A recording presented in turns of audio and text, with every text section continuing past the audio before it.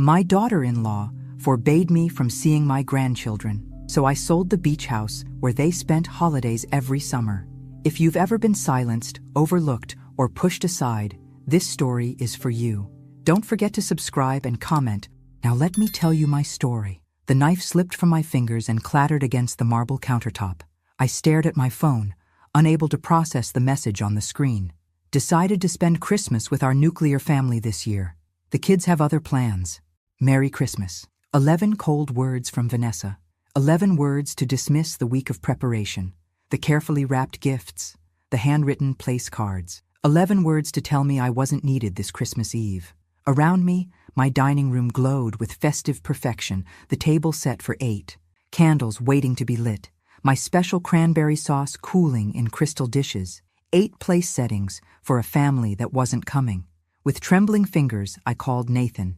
He picked up on the 4th ring, background noise suggesting he was already at a restaurant. "Mom, hi." His voice carried that familiar note of discomfort that appeared whenever he had to choose between me and Vanessa. "Did you get Vanessa's message?" "Nathan, what's going on? I've spent all week preparing. The presents are wrapped. Your favorite stuffing is ready to go in the oven. Vanessa thought it would be nice to create our own traditions this year. The kids are growing up. They have friends." He trailed off, the excuse paper thin. "But Melissa is flying in from Seattle. She'll be here in 2 hours. Yeah, about that. She, changed her plans too." The lie was obvious. I'd spoken to Melissa yesterday. She was excited about spending Christmas with us. After a terse goodbye, I stood motionless in my kitchen. My phone buzzed with a notification. With numb fingers, I opened Instagram to see a photo Vanessa had just posted my son, my grandchildren dressed in coordinating outfits, seated at Auberge, the expensive French restaurant Vanessa had been hinting about for months. "Creating new family traditions. Blessed in family first," read the caption. I sank into a chair, my legs suddenly unable to support me. This wasn't a last-minute change. This was planned. The doorbell rang. Melissa stood on my porch, suitcase in hand, confusion etched on her tired face. "Mom? Why are all the lights off? Is everything okay?" I pulled her into a hug. "Your brother and his family aren't coming. Vanessa decided they needed to create their own traditions this year." Melissa's expression hardened. "And no one told you until today? Or me before I got on a plane?" She pushed past me, taking in the elaborate decorations, the perfectly set table. "You've outdone yourself, Mom.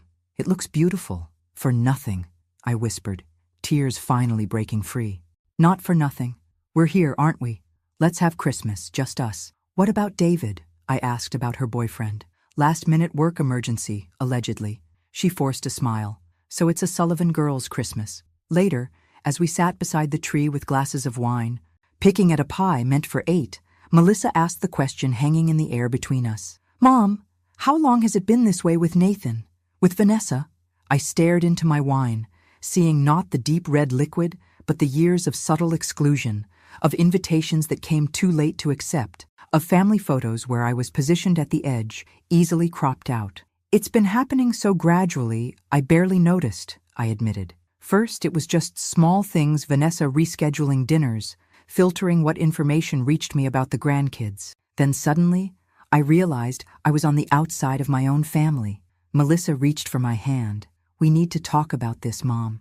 Really talk about it." That night, as I lay awake, I made a silent promise to myself. This would be the last Christmas I spent feeling invisible in my own life. What I didn't realize then was how deeply the roots of manipulation had grown, or how painful it would be to tear them out.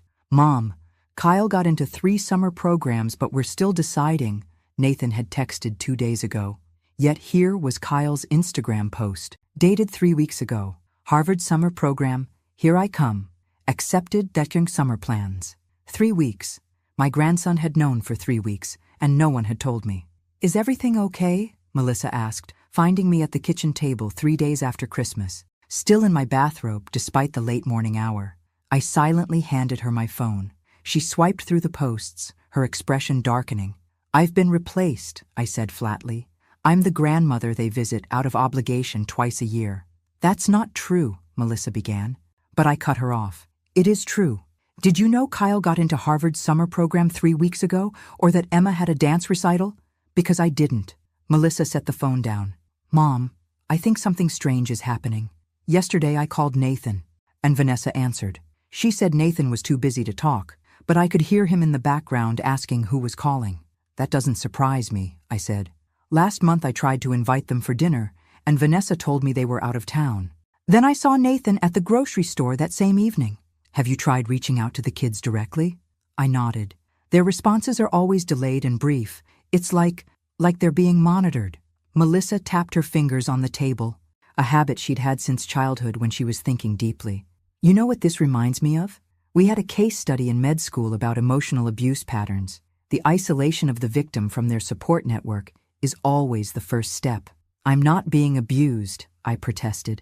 Not physically, no, but cutting someone off from their family, controlling information flow, rewriting the narrative, that's textbook emotional manipulation. That afternoon, I drove Melissa to the airport.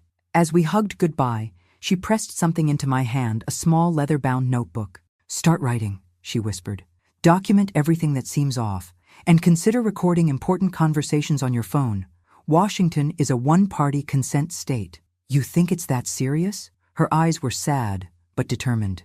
I think your relationship with your grandchildren is at stake. 3 weeks later, I had filled half the notebook with dates, times, and descriptions of missed calls, declined invitations, and family events I discovered through social media rather than direct communication. The breaking point came when I showed up unannounced at their house, desperate to deliver Emma's birthday gift in person. Vanessa answered the door, blocking the entrance with her body. Through the gap, I could see Emma in the living room, looking up with surprise and what seemed like happiness. Eleanor, she said, my name sounding like an infectious disease on her lips. We're quite busy at the moment.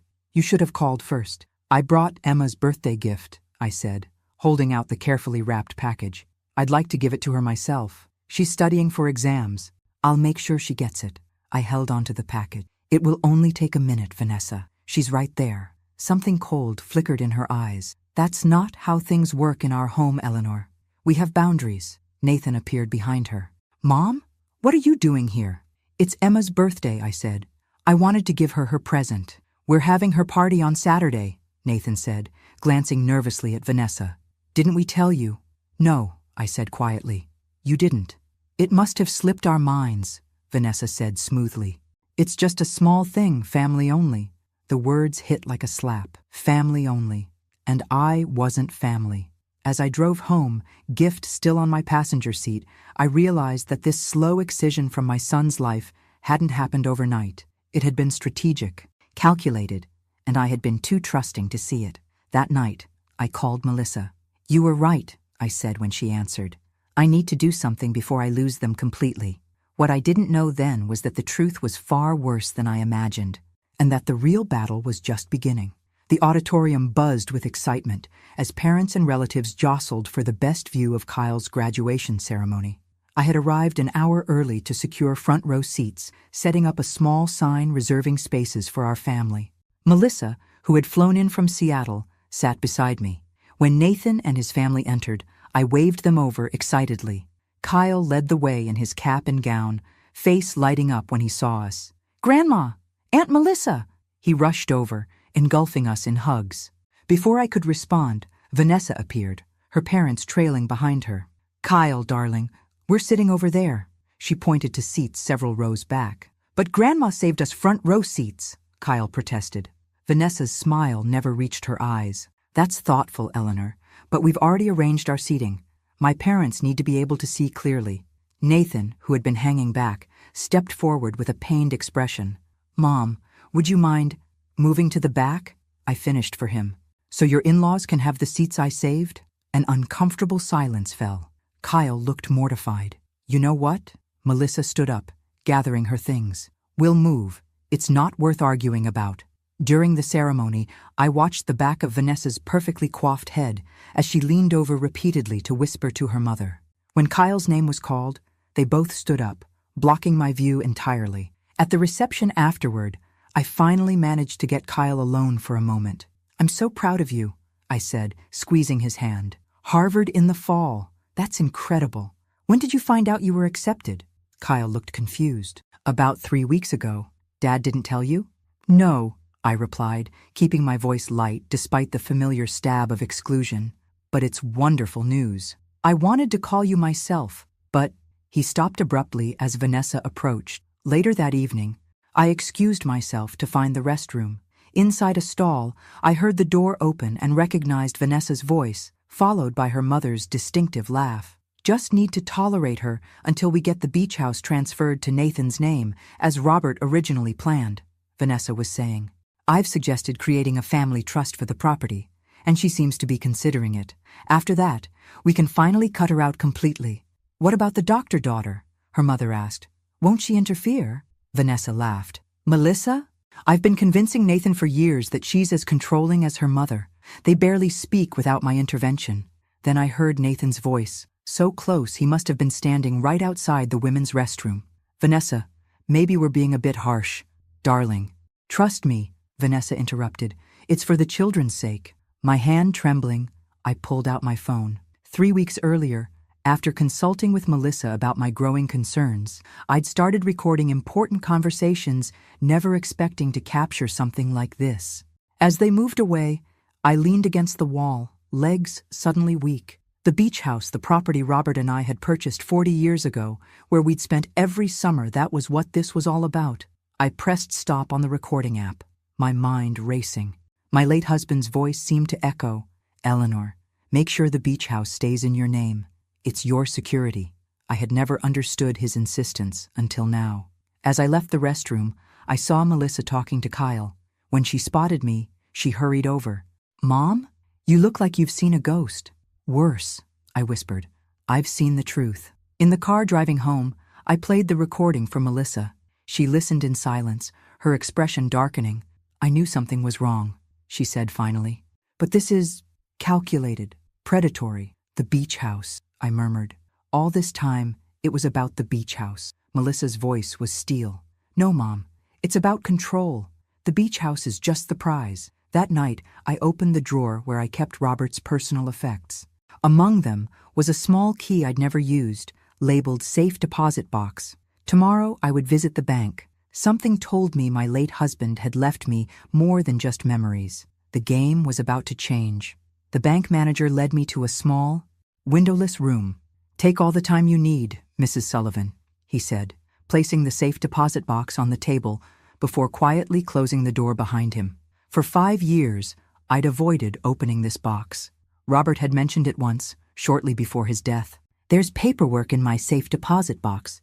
You'll know when it's time. My fingers trembled as I turned the key.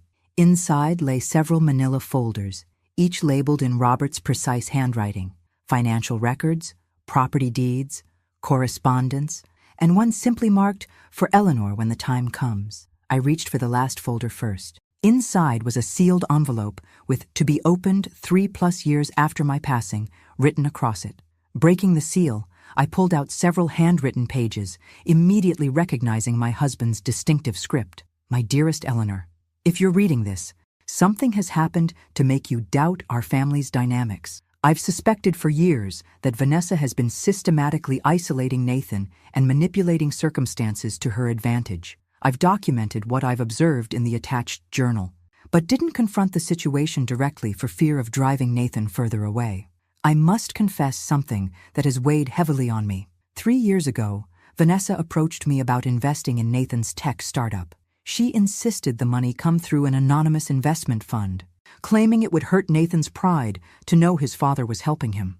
Against my better judgment, I agreed, making the investment through a holding company William helped establish. This deception has troubled me deeply, but Vanessa convinced me it was best for Nathan's self-esteem. I now believe her real motivation was to maintain the narrative that she alone believes in Nathan's potential, thereby keeping him emotionally dependent on her approval. The beach house remains solely in your name, despite Vanessa's repeated attempts to have it included in joint financial planning with Nathan. I've instructed William to resist any changes to this arrangement. The property is your security and legacy. I've established a separate trust fund for you, known only to William and myself. Contact him when you're ready. Remember, Eleanor, you are stronger than you know. Use wisdom, not anger, when you decide how to proceed. All my love, Robert attached was a small leather journal spanning the last 7 years of Robert's life, meticulously documenting instances of Vanessa's manipulative behavior. The financial records folder contained documentation of Robert's anonymous investment in Nathan's company, $750,000 channeled through a shell corporation. The property deeds folder contained papers for the beach house, with multiple notations from our lawyer rejecting proposed changes to the ownership structure, changes requested by Nathan and Vanessa, without my knowledge. I sat back, feeling as if the air had been knocked from my lungs. All these years, I'd attributed the growing distance to natural family evolution. The truth was far more calculated. That afternoon, I sat in William Harris's office, the contents of the safe deposit box spread between us. Our family lawyer for over 30 years. William had been Robert's closest friend since college. Robert saw this coming, William confirmed, adjusting his glasses. He predicted that after his death, the pressure on you would increase. Why didn't you tell me? I asked. William sighed. Robert made me promise to let you discover it on your own terms. He said if I approached you too soon, you might dismiss it as paranoia or feel forced to take sides before you were ready. And the separate trust fund? William nodded, pulling a file from his drawer. Established 5 years ago with $1.2 million from Robert's personal investments funds that weren't included in the will or any public documentation. It's been conservatively managed and has grown to approximately $1.5 million now. And the beach house is exclusively yours, Eleanor. Despite numerous attempts by Vanessa to include it in joint planning sessions, Robert was adamant it remained separate. The property has appreciated significantly, by the way. That new marina development nearby has driven up real estate values. Marina development? This was news to me. William raised an eyebrow. You didn't know? They broke ground last year. Properties in that area have nearly doubled in value. A piece clicked into place. That's why they've been pushing about the beach house recently. As I drove home, my mind raced with possibilities. For 5 years, I'd been a passive participant in my own exclusion. Now, with Robert's posthumous support and the truth laid bare, I had choices to make. My phone rang Nathan's number. For the first time in years, I let it go to voicemail, no longer willing to accept the scraps of attention thrown my way. I was done being invisible. $40,000 for new kitchen appliances, $25,000 for bathroom renovations, another $30,000 for landscaping. I reviewed the estimates with William over lunch at the beach house, where I'd been staying for the past week. In the 2 weeks since discovering Robert's documents, I'd developed a methodical plan. The beach house, the property Vanessa coveted, would be my chessboard. I've spoken with contractors, I continued. Work begins next week. By summer, this place will be transformed. And you're sure about the other matter? William asked carefully. I nodded, sliding a document across the table. I want to establish the family trust for the beach house exactly as Robert intended, equal shares for both my children and all 3 grandchildren when they turn 25, but with one crucial addition. William scanned the document. A usage clause requiring family vote for any major decisions, including sale, and prohibiting any single family member from purchasing others' shares for at least 15 years. This house should bring the family together, not become a real estate investment, I explained. Robert would be proud, William commented. You're protecting the property without using it as a weapon. Oh, I have other weapons, I said, surprising myself with my calm determination. Speaking of which, how did your conversation with Nathan's business partners go? William's expression turned serious. They were shocked to learn about the initial anonymous investment.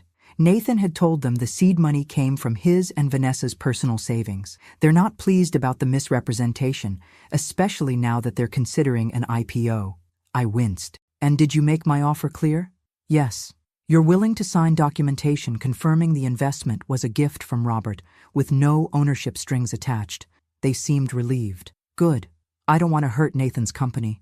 I just want him to know the truth about who really supported his dream. After William left, I walked along the beach, remembering summers when the children were small. Nathan teaching Kyle to build sandcastles, Melissa reading under an umbrella, Robert grilling on the deck. The memories strengthened my resolve. Back at the house, I created new social media accounts, something Melissa had helped me with during her last visit. Mom, you need to establish direct channels to the kids, she'd explained. Right now, everything goes through Vanessa's filter. I began posting old family photos from the beach house with detailed captions. Summer 2010. Nathan directing the kids in his original play, Pirates of Silver Cove. He was so creative, wrote and directed 6 original plays during our summer stays. I knew Vanessa couldn't block these posts without raising questions. The children would see a version of their father creative, confident, independent, that contradicted the passive, work-obsessed man he'd become under Vanessa's influence. I also began casually mentioning to local shopkeepers and neighbors that I might sell the beach house. In our small oceanfront community, word traveled fast. Within days, Nathan called, panic evident in his voice. "Mom, Mrs. Peterson said you're selling the beach house. That can't be right." I kept my tone casual. "I'm considering it. The place needs significant updates, and none of you seem particularly attached to it anymore." "That's not true. The kids love that house. It's part of our family history." "Is it?" Vanessa made it clear last summer that the house was outdated and the children's schedules were too busy for beach vacations. She didn't mean Nathan, I interrupted gently. "When was the last time you made a decision without consulting Vanessa first?" The silence that followed was deafening. "I need to think about my future," I continued. "I'm only 62. I might live another 30 years. The beach house represents significant capital that could be invested elsewhere." "Mom, please don't do anything hasty. Let's talk about this." "I'd be happy to. In fact, why don't we all spend a week at the beach house this summer? A family meeting about its future sounds appropriate." I'll have to check with Vanessa about our schedule." "Of course you will. Let me know what your wife decides about your family's calendar." After we hung up, my phone buzzed with a text from Kyle. "Grandma, is it true you might sell the beach house? Some of my best memories are from summers there." For the first time in months, I was having direct communication with my grandson without Vanessa's interference. I responded carefully. "I'm considering all options, Kyle. The house needs significant updating, and it seemed like everyone had outgrown our summer traditions." His reply came quickly. "I haven't outgrown anything. I was told you wanted space and preferred having the house to yourself these days." Another lie exposed. I felt a mix of vindication and heartbreak. By the time I returned to my main residence a week later, the renovation plans were finalized. Social media bridges to my grandchildren were established, and the seeds of doubt about Vanessa's narrative had been planted. The invisible woman was about to become very visible indeed. The transformation was more dramatic than I'd anticipated. Standing before the full-length mirror in my bedroom, I barely recognized myself. Gone was the softly permed gray hair I'd worn for decades, replaced by a sleek silver bob that framed my face sharply.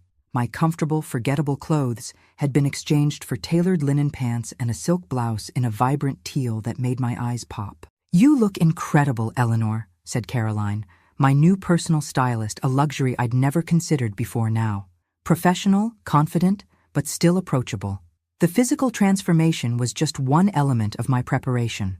Over the 3 months since discovering Robert's documents, I'd systematically reconstructed myself from the inside out.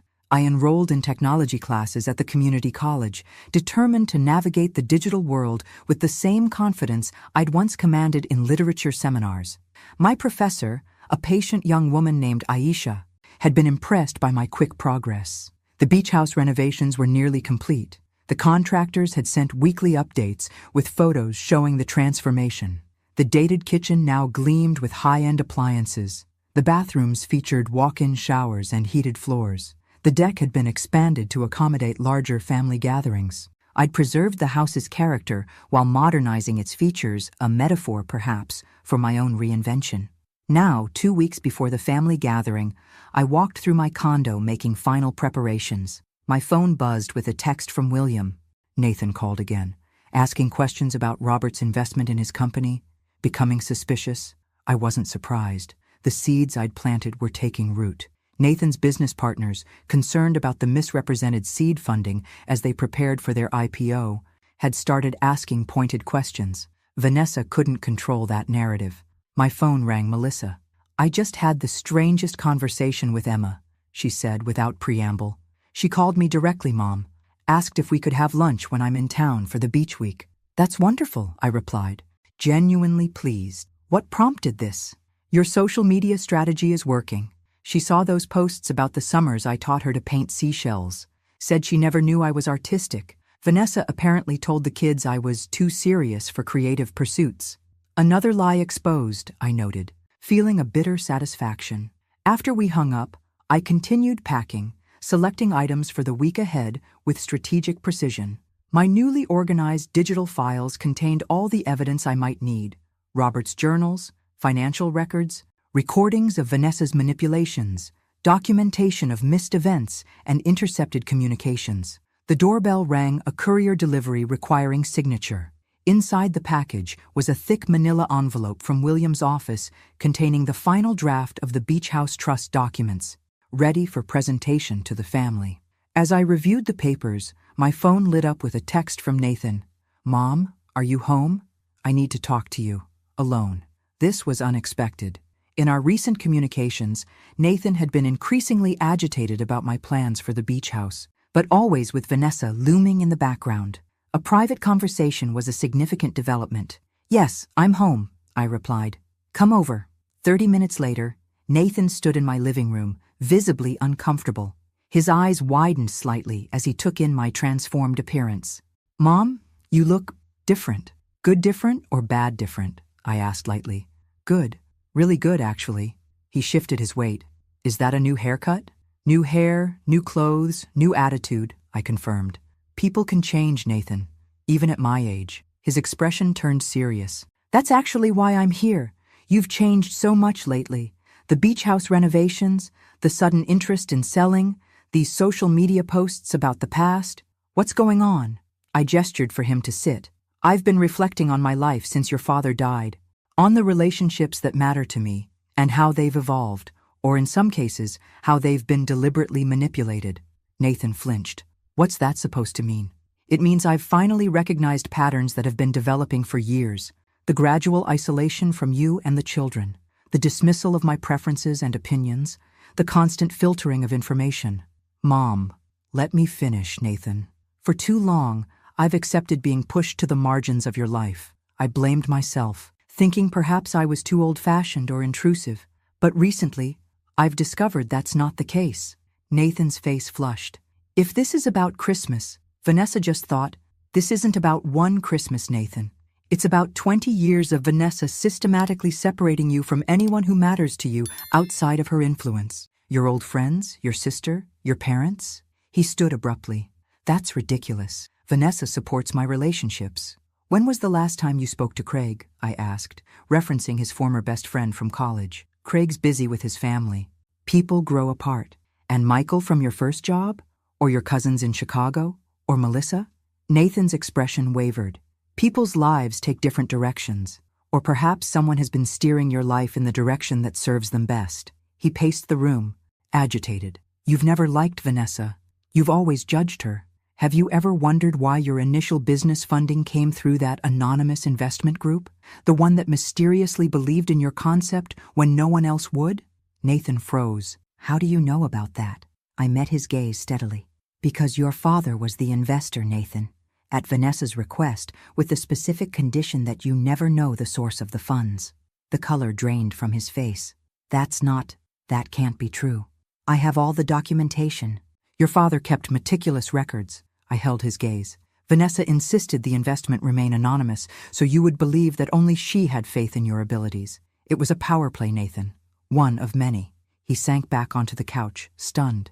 "Why are you telling me this now?" "Because I'm done being erased from my own family. Because your children deserve to know their grandmother and their aunt. Because you deserve to live without manipulation."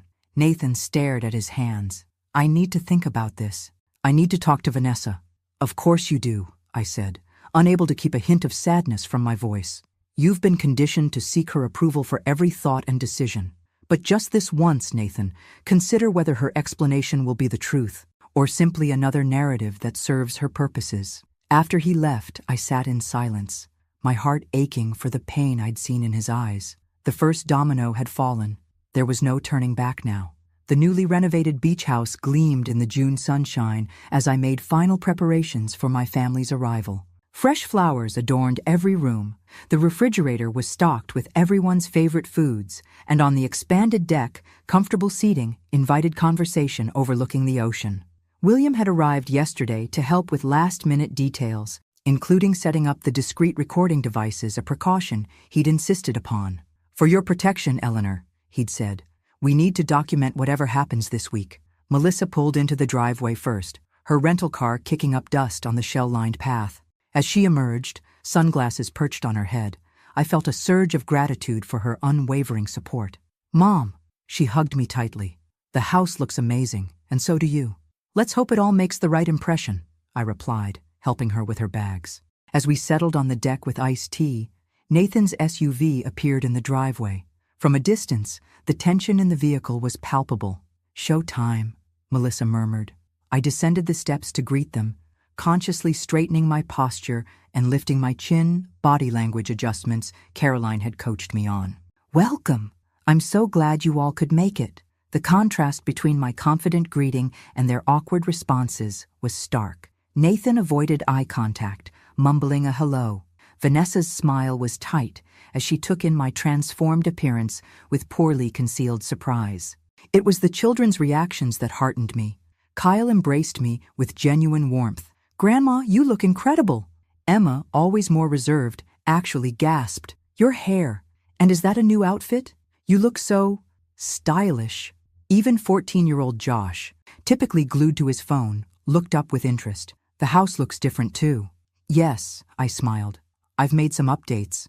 Why don't you all choose your rooms while I show your parents around?" The tour of the renovated house left Vanessa speechless. The dated kitchen, where she had always complained about the appliances, now featured a professional-grade range and custom cabinetry. The bathrooms, she'd called hopelessly retro, boasted rainfall showers and heated floors. "Of course, these updates have significantly increased the property's value," I mentioned casually, "especially with the marina development nearby." Nathan's head snapped up. "You know about the marina?" "Of course," I replied. "I've been paying more attention to local development lately. The real estate agent mentioned it might push the property value toward $4 million. Vanessa paled visibly. "Real estate agent?"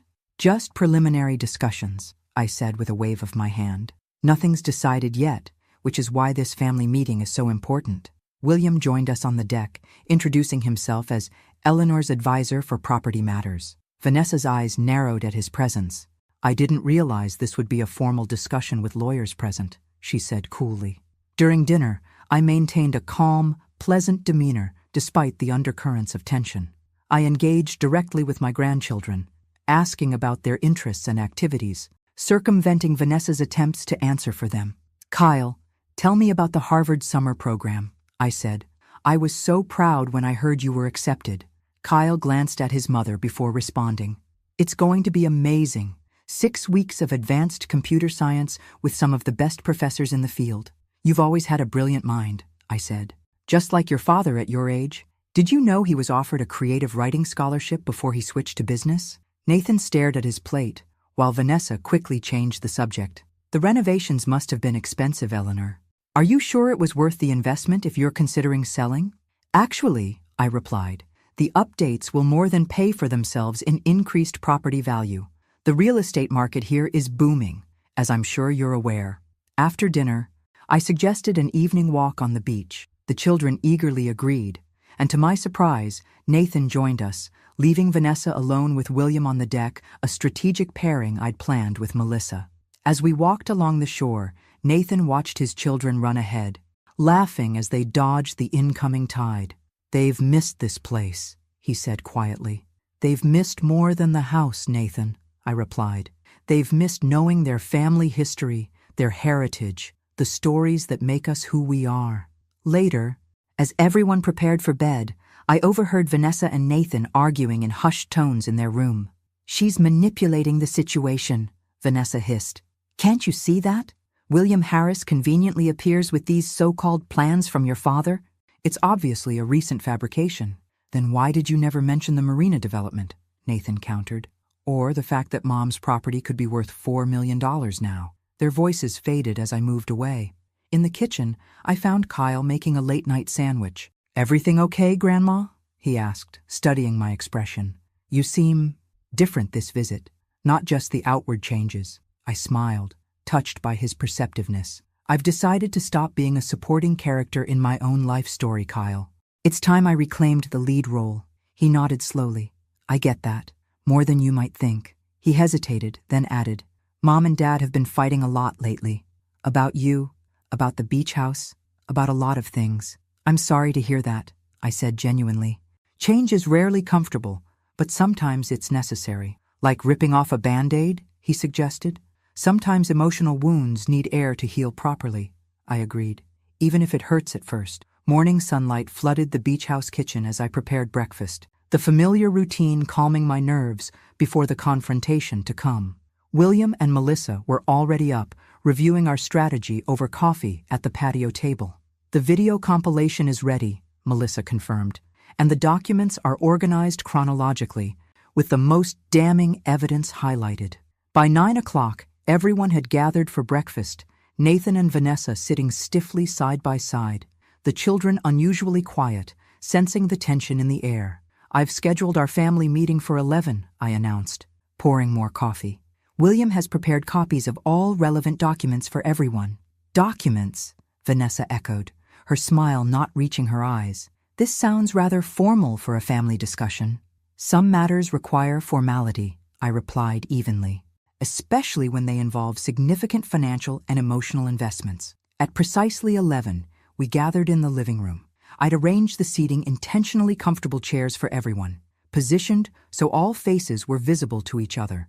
William set up his laptop on the coffee table, ready to project onto the wall-mounted screen. Before we begin, I said once everyone was settled, I want to make something clear. What I'm about to share will be difficult for all of us, but my purpose isn't to hurt anyone, it's to bring truth into the open so we can move forward honestly. For years, I continued, I've felt increasingly pushed out of this family. At first I blamed myself. Perhaps I was too intrusive, too old-fashioned, too demanding of your time. But recently, I discovered something that changed my perspective entirely. I nodded to William, who opened a file on his laptop. Robert left a sealed box of documents with very specific instructions about when they should be opened. After the incident at Kyle's graduation, I felt it was finally time. Vanessa interrupted sharply. What incident? I met her gaze directly. The incident in the ladies' room, Vanessa, where you discussed your plans to finally get rid of me once you secured the beach house. Her face drained of color as William projected the first document, Robert's letter to me. Nathan leaned forward, recognizing his father's handwriting immediately. Dad knew? He whispered as the letter's contents registered. He knew what was happening? He suspected, I corrected gently. He documented his concerns for years, hoping he was wrong. William displayed the journal entries chronologically, each one revealing another instance of Vanessa's manipulation, isolating Nathan from friends, controlling family communications, rewriting narratives to maintain her position of influence. The financial records appeared next irrefutable evidence of Robert's anonymous investment in Nathan's company, with Vanessa's explicit instructions that Nathan never know the source. Nathan stared at the screen, visibly shaken. All this time, I thought, you told me that investor believed in me when no one else did. I was protecting you, Vanessa insisted, her voice rising. Your father wanted to control you through his money. I made sure you could succeed on your own terms. By lying to me? Nathan's voice cracked. By making me believe my own father didn't believe in my abilities? The evidence continued to mount emails between Vanessa and real estate developers discussing the marina project 3 years earlier, messages to her parents about securing the beach house before property values explode, intercepted communications where she deliberately misrepresented my words and actions to Nathan. Then came the recordings Vanessa at Kyle's graduation discussing how to finally get rid of me. Vanessa telling Emma I'd declined an invitation to her dance recital when no invitation had ever been extended. With each revelation, Vanessa's denials grew more desperate, more contradictory. These recordings are taken out of context. Eleanor has manipulated these files. The files are unaltered, William stated firmly. Their authenticity can be verified by independent experts if necessary. The final blow came when I played the compilation video decades of family footage showing the gradual transformation of our family dynamics. Early clips showed Nathan confident and creative, Vanessa charming and attentive. Over time, Nathan became increasingly passive, deferring to Vanessa in every situation. When the presentation ended, A heavy silence filled the room. Kyle was the first to speak, his voice tight with emotion. Is this why we stopped having real relationships with Grandma and Aunt Melissa? For a beach house? For control? Vanessa turned to him, eyes pleading. Kyle, sweetheart, you don't understand. Your grandmother is manipulating. Stop, Emma interrupted, her typically soft voice suddenly firm. Just stop saying that word. Everything is always manipulation with you, Mom. Anyone who disagrees with you is manipulating or confused or doesn't understand. Nathan stood abruptly. I need some air. He walked out onto the deck, shoulders hunched, as if bearing a physical weight. Vanessa's perfect composure finally cracked. Eleanor, what have you done? Are you happy now, destroying our family? I didn't destroy anything, Vanessa, I replied calmly.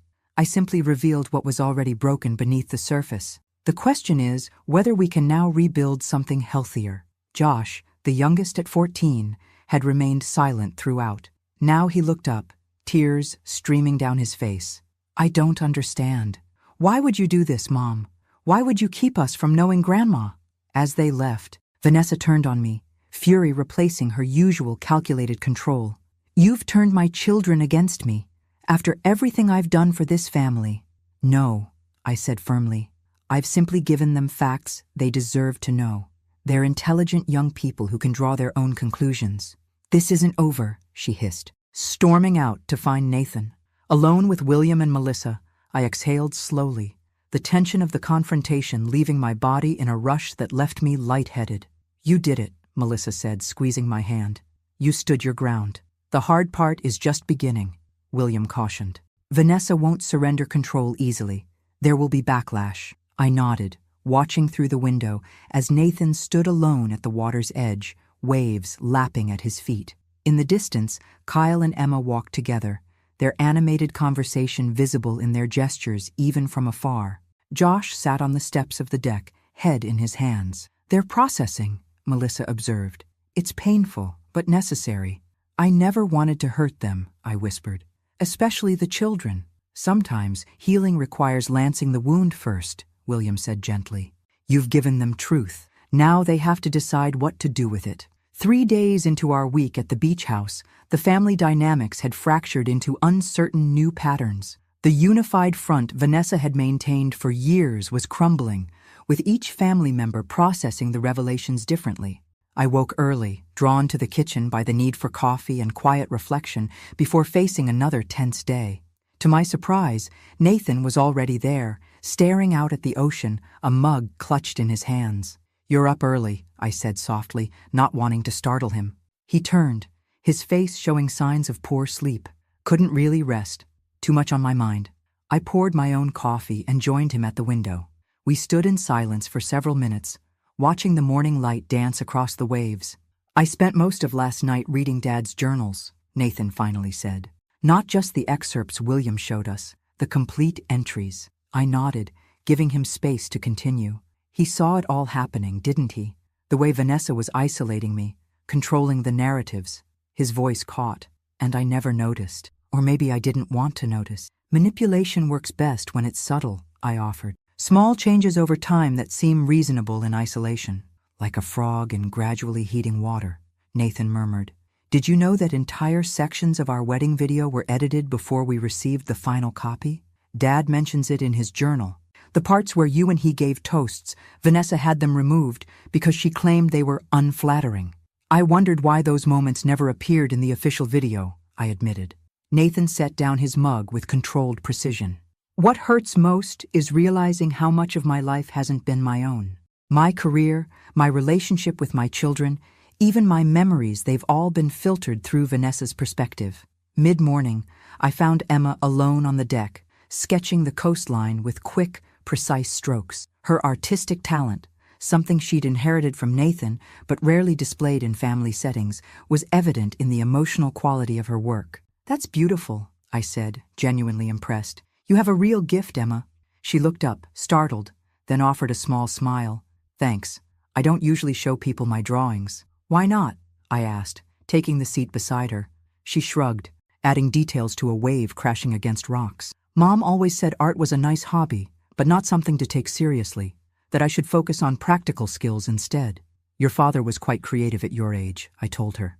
He wrote plays, designed sets. He even considered studying film before switching to business. Emma's pencil paused. Really? Dad never mentioned that. There are many things about your father, about all of us, that have been overlooked over the years. That evening, as I was organizing some papers in Robert's old office at the beach house, Vanessa appeared in the doorway. Her typical polished appearance had slipped hair slightly disheveled, eyes showing the strain of recent days. "We need to talk, Eleanor," she said, without preamble. "Just us." I gestured to the chair across from me. "I'm listening." She took a seat, smoothing her skirt with practiced precision. "I understand you're upset about feeling excluded from family activities. Perhaps there have been misunderstandings on both sides." "This isn't about misunderstandings, Vanessa," I replied calmly. "It's about systematic manipulation of my family relationships." "That's a harsh characterization," she countered. "I've only ever wanted what's best for Nathan and the children. Sometimes that meant making difficult decisions about time management and priorities. Like deciding I wasn't a priority," I challenged, "or that Melissa's relationship with her niece and nephews was expendable." Vanessa leaned forward, dropping her pretense of casual reconciliation. "Let's be clear about what's really happening here. You're angry about losing influence over Nathan, so you've constructed this elaborate narrative painting me as some kind of villain." "The narrative was constructed from evidence, Vanessa. Evidence Robert collected, evidence I've documented, evidence the children themselves have begun to recognize." Her expression hardened. "What do you want, Eleanor? Money? Control of the beach house? Name your price, and let's end this uncomfortable charade." The question was so revealing of her mindset that I almost pitied her. "This isn't a negotiation or a transaction. It's about truth and healing. I want my family back, not controlled by you or me, but free to have authentic relationships with each other." Vanessa stood abruptly. "Very noble. But let me be clear. Nathan and I have built a life together for 20 years. A few old journals and edited recordings won't change that. He may be confused right now, but he'll come back to reality." As she turned to leave, I called after her. "Vanessa, ask yourself why you're so threatened by Nathan having independent relationships with his mother and sister. What are you afraid he'll discover about himself if he's allowed to exist outside your narrative?" She paused at the door, her back stiffening, but left without responding. Later I found Kyle on the beach, skipping stones across the calm evening water. "Mom's been trying to convince me that you're having some kind of breakdown," he said without preamble. "That grief over Grandpa has finally caught up with you, making you imagine conspiracies." "And what do you think?" I asked, picking up a smooth stone and examining it. Kyle smiled wryly. "I think someone who was having a breakdown wouldn't have methodically compiled years of evidence, renovated a house, established a legal trust, and coordinated a family intervention with such precision." I laughed despite the seriousness of our conversation. "Your analytical mind is one of your greatest gifts, Kyle." "A gift I apparently inherited from Grandpa," he noted. "I've been reading some of his engineering journals that Aunt Melissa shared with me. His thought process was so similar to mine, it's eerie. He would have loved discussing your projects with you," I said softly. "He always wanted a closer relationship with all of you." The invisible woman was not only visible now, she was being heard. By the 5th day at the beach house, the fault lines in the family had deepened into distinct camps. The children, particularly Kyle and Emma, spent increasing time with me and Melissa, asking questions about family history and sharing their own perspectives on years of controlled narratives. That morning, Nathan announced he needed to return to the city briefly for an urgent meeting with his business partners. "They're concerned about the investment discrepancies," he explained. "I need to address this directly." "I'm coming with you," Vanessa insisted immediately. Nathan shook his head. "No, this is something I need to handle myself." The simple assertion of independence hung in the air between them, subtle but significant. After Nathan left, the tension in the house escalated. Vanessa alternated between attempting to reassert control over the children and making tearful appeals about being misunderstood. When these tactics proved ineffective, she retreated to make frantic phone calls. "She's calling Dad's old business partners," Kyle reported, joining me on the deck where I was reading, "trying to get them to contradict Grandpa's records about the investment." I set my book aside. "How do you know that?" He smiled sheepishly. "I may have passed by her door accidentally on purpose. She's throwing around phrases like mental decline, and elaborate fiction to describe you. Not very original, I noted dryly. Kyle laughed, a genuine sound I'd missed hearing. What's interesting is how transparent it all seems now. Like I can actually see the manipulation as it's happening. Awareness is the first step to immunity, I said. He settled into the chair beside me, suddenly serious. Grandma, I need to tell you something. Last year, when I got that internship at the tech company, Mom told me you said I wasn't ready for it, that I should focus on more traditional paths. I never said anything of the sort, I assured him. I didn't even know about the internship until I saw it on your social media months later. I figured that out now, he nodded. But at the time, it really hurt. I thought you didn't believe in me. The revelation stung. One more example of how thoroughly Vanessa had poisoned my relationships with my grandchildren. I've always believed in you, Kyle. All of you. Our conversation was interrupted by Emma, who burst onto the deck with unusual animation. Grandma, I found something you need to see. She held out her phone, displaying a text conversation with Nathan. Dad just sent this to all of us kids. The message read, after reviewing all the evidence and meeting with the business partners today, I've confirmed everything Grandma and William presented was accurate. The company's initial funding did come from Grandpa, kept secret at Mom's insistence. I'm still processing what this means for our family, but I wanted you to hear the truth directly from me. Kyle whistled low. That's huge. Dad never contradicts Mom, especially not to us. He's finding his voice again, I said, hope blossoming in my chest. Later that afternoon, William arrived with news. Nathan called me from the city. He's formally documenting the investment situation with the company board, full transparency about the source of the initial funding. How did his partners respond? I asked. With relief, apparently. They were more concerned about the misrepresentation than the source of the funds. Nathan's taking full responsibility, including acknowledging that he allowed Vanessa to control the narrative. Melissa, who had joined us, raised an eyebrow. That's significant progress. He also asked me to prepare additional documentation for a potential separation agreement, William added quietly. The news silenced us all momentarily. Nathan was considering divorce, a possibility I hadn't fully anticipated when I began this confrontation. Is that what we wanted? I asked uncertainly. To break up their marriage? We didn't break anything that wasn't already fractured, Melissa reminded me. Nathan is making his own decisions now, maybe for the first time in decades. As evening approached, Vanessa emerged from her self-imposed isolation, her appearance meticulously restored as if preparing for battle. She found me alone in the kitchen preparing dinner. I just got off the phone with Nathan, she announced, her voice tight. He's filled my children's heads with absurd notions about our marriage. I continued chopping vegetables calmly. They're his children too, Vanessa, and they're old enough to form their own opinions. This is all you're doing, she hissed. You couldn't stand seeing Nathan happy and successful without your intervention. Nathan wasn't happy, I corrected gently. He was compliant. There's a profound difference. 20 years, she said, her voice rising. 20 years we've been married, building a life, raising children, and you've destroyed it in 5 days with your manipulations and distortions. I set down my knife and faced her directly. Vanessa, I've simply presented the truth. If that truth is enough to devastate what you've built, perhaps its foundation wasn't as solid as you believed. That evening, Nathan returned from the city, his expression both troubled and resolute. After dinner, he cleared his throat.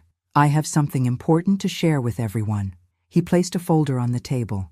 These are the official documents confirming what Mom and William told us about Dad's investment in my company. I've acknowledged the true source of funding to the board and my partners. Vanessa's face drained of color.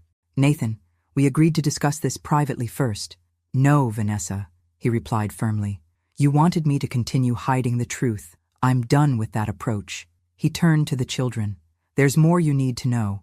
Your mother and I will be taking some time apart when we return home.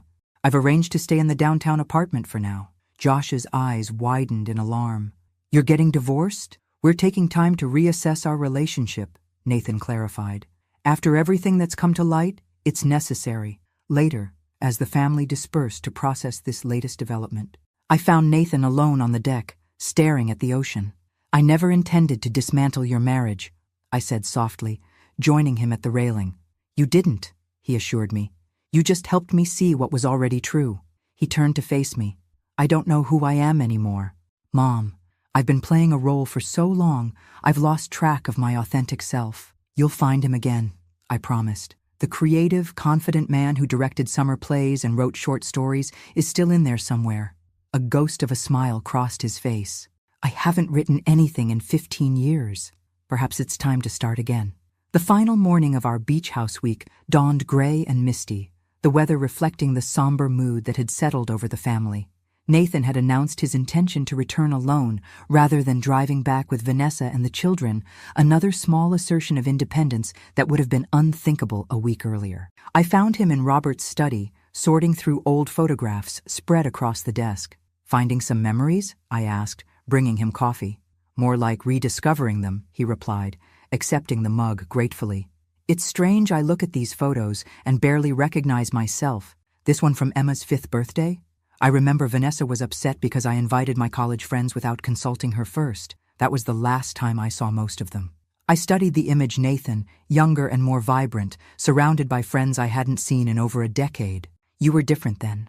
I was myself then, he corrected quietly. Somewhere along the way, I became a character in Vanessa's narrative, instead of the author of my own life. He looked up, his expression troubled. The hardest part is realizing how I allowed it to happen. How I prioritized keeping her happy above everything else, my relationship with you and Melissa, my friendships, even my connection with my own children. You were manipulated by someone very skilled at it, I reminded him. That's not weakness, it's human vulnerability. Our conversation was interrupted by Kyle, who appeared in the doorway looking uncharacteristically hesitant. Dad? Mom's asking for you. She says it's important. After Nathan left, Kyle lingered, examining the photos on the desk. These are amazing. Dad looks so, I don't know, alive? Present? That's exactly it, I agreed. He was fully present in his own life then. Kyle picked up a photo of Nathan directing one of his summer plays, gesturing expressively to the makeshift actors on our deck-turned stage. I can't reconcile this person with my dad. It's like they're completely different people. Not different, just hidden beneath layers of adaptation and compromise. As Kyle left, Melissa appeared with her suitcase. My flight's this afternoon. I should head out soon to beat traffic. Everything's changing so quickly, I said, feeling suddenly overwhelmed. I'm not sure I anticipated all the consequences of this confrontation. Melissa squeezed my shoulder. That's because you're still thinking like the caretaker responsible for everyone's welfare. But each person's journey from here is their own. You've done the hard part by bringing truth into the light. Later, as the family gathered for a final lunch before departures, Vanessa appeared with red-rimmed eyes but perfect composure, as if preparing for a performance. Nathan's face was unreadable, though something in his posture suggested a weight had been lifted. Before we all leave, I said once everyone was seated, I wanted to share the plans for the beach house that William and I have prepared. William distributed folders containing the trust documents. As Robert always intended, this trust establishes equal ownership shares for both Nathan and Melissa, with provisions for the grandchildren to receive their portions when they turn 25. Most importantly, I continued, the property cannot be sold without unanimous family agreement, and no single family member can buy out the other's shares for at least 15 years. This ensures the house remains a family gathering place rather than an investment property. Vanessa studied the documents with narrowed eyes, clearly searching for loopholes or weaknesses. Finding none, she closed the folder with deliberate care. Very thorough, Eleanor. Though I notice my name isn't mentioned anywhere in the ownership structure. The shares are designated for direct Sullivan family descendants, William confirmed. However, Nathan's portion naturally benefits his immediate family during his lifetime. After lunch, as suitcases were loaded and goodbyes exchanged, Vanessa approached me privately on the deck. Her perfect mask was firmly in place, but something in her eyes had changed a recognition, perhaps that the dynamics she'd controlled for decades had fundamentally shifted. Nathan has suggested a trial separation, she said without preamble. 3 months while he finds himself, or whatever midlife crisis he's experiencing. I remained silent, allowing her to continue. I'm agreeing to his terms temporarily because I know this phase will pass, she continued, her voice carefully controlled. Once he's away from your influence and facing the realities of life without me managing everything, he'll remember why our arrangement worked. Is that what you truly believe, Vanessa? That Nathan can't function without you controlling every aspect of his life? She laughed softly. You've known him for 62 years. I've been married to him for 20. Which one of us has seen him forget appointments, miss deadlines, and struggle with basic organizational tasks without support? Perhaps those struggles developed because you convinced him he was incapable of independence, I suggested. We often become what others expect us to be. Vanessa straightened her already perfect posture. You think you've won some great victory here, Eleanor, but relationships are more complex than your simplistic narrative of manipulation versus autonomy. Nathan and I built a life together that worked for us, regardless of how it looked from the outside. If it truly worked for both of you, he wouldn't be seeking separation now, I pointed out gently. Something flashed in her eyes, not anger, but a moment of genuine uncertainty that she quickly masked. This conversation is pointless. I simply wanted you to know that your interference has consequences. The children are confused and hurting. Nathan is making impulsive decisions he'll regret. Is that the healing you envisioned? Healing isn't always comfortable, Vanessa. Sometimes it requires facing difficult truths. As she walked away, I felt not triumph, but a complex mixture of sadness and hope. Vanessa remained trapped in her need for control, unable to recognize how it had damaged everyone around her. Yet the family she'd so carefully manipulated was beginning to heal despite her, or perhaps because of her absence from the process. As I drove away from the beach house with William, I felt a curious mixture of exhaustion and liberation. The invisible woman had not only become visible, she had helped others see themselves more clearly as well. 1 year later, I sat on the expanded deck of the beach house, watching the June sunrise paint the ocean in shades of gold and coral. At 63, I felt more alive and present than I had in decades. Melissa emerged with 2 steaming mugs of coffee. You're up early, she observed, handing me one. Nervous about the full house? Not nervous, I replied, accepting the coffee gratefully. Just reflective. It's our first summer gathering with everyone present since, well, everything. Speaking of everyone, James just texted. His flight landed on time, so he should be here by lunch. I'm looking forward to meeting him properly, I said. Melissa's relationship with Dr. James Chen had progressed steadily over the past year, a stark contrast to her previous relationship with David, who had admitted to regularly reporting back to Vanessa about Melissa's activities. The past year had been transformative. I'd returned to teaching part-time literature seminars for adult learners that reminded me how much I loved academic engagement. I'd started a support group for isolated seniors that local social services now referred clients to. And yes, there was Arthur, the retired philosophy professor, whose gentle wit and respect for boundaries had been a welcome presence in my life for the past 6 months. My reflections were interrupted by the sound of a car in the driveway.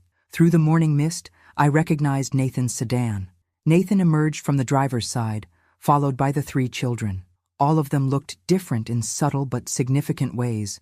Nathan's posture more upright, Kyle's movements more relaxed, Emma's expression more open, even Josh's typical teenage slouch less pronounced. We decided to beat the traffic, Nathan explained after hugs were exchanged. The kids were actually ready on time for once. Inside, as we settled around the kitchen island with coffee and pastries, Nathan updated me on recent developments. The company's doing well. The transparency about the initial funding actually helped our reputation in the long run, and the therapy has been enlightening, difficult, but necessary. The separation from Vanessa had transitioned to divorce proceedings 6 months earlier. After the 3-month trial period made it clear that Nathan had no intention of returning to their previous dynamic. How are things with your mother? I asked the children cautiously. Kyle answered first, his tone matter-of-fact. Mom's dating someone new, a real estate developer she met through her parents. She seems happier, actually, less focused on controlling everything. She's still Mom, Emma added with a shrug. But the therapy Dad insisted on, as part of the custody arrangement, has helped. She's trying, in her way. Josh, now 15 and in the full bloom of adolescence, had struggled the most with the family restructuring. She's redecorating the entire house, he offered. Says she needs a fresh start or whatever. After breakfast, Nathan lingered in the kitchen, helping me clean up. I've been meaning to tell you, he said as he dried dishes. I've started writing again. Just short stories for now. Nothing serious, but it feels right, like reconnecting with a part of myself I'd forgotten. That's wonderful, I replied, genuinely delighted. Your father always said you had a gift for storytelling. Later that afternoon, as the family gathered on the beach, I watched them with a sense of profound gratitude. Kyle and James deep in conversation about medical ethics, Emma sketching the coastline with confident strokes, Josh teaching Nathan a complicated frisbee trick, Melissa arranging driftwood for an evening bonfire. The beach house, once the prize in Vanessa's long game of control, had become exactly what Robert always intended, a gathering place for authentic family connections. My phone buzzed with a text from Arthur. Hope the family reunion is going well. Still on for dinner Tuesday? As I typed a reply, I reflected on how differently I moved through the world now. No longer the invisible woman, hoping for scraps of attention from my own family, but a woman fully present in her own life, with relationships based on mutual respect rather than manipulation. As the fire died down and family members drifted off to bed, I remained on the beach alone, watching waves break against the shore in an eternal rhythm that put human dramas in perspective. Our family had been fractured and manipulated, but not broken beyond repair. The truth, painful as it had been to confront, had ultimately set us all free.